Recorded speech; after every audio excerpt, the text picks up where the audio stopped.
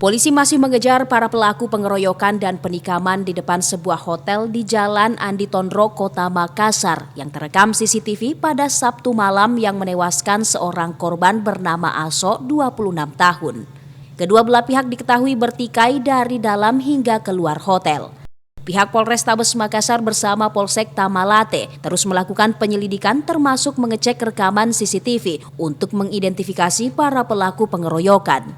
Selain menyebabkan satu korban jiwa, sejumlah perabot di dalam hotel rusak akibat pengeroyokan tersebut. Kapolrestabes Makassar Kombes Pol Muhammad Ngajib mengaku jika anggotanya telah mengambil keterangan beberapa orang saksi untuk mencari motif dan pelaku dari penikaman tersebut. Ada di CCTV juga, ada kejadian pengeroyokan dan mengakibatkan korban luka, dan tadi setelah ditolong bawa ke rumah sakit dan informasinya meninggal dunia. Dan sekarang kita sedang melakukan pengejaran untuk pelakunya. Motif ya, kita belum tahu, nanti kita kembangkan lebih lanjut. Ada berapa orang? Kita lihat nanti, tentunya setelah kita bisa tangkap baru kita ketahui motif maupun berapa orang yang melakukan.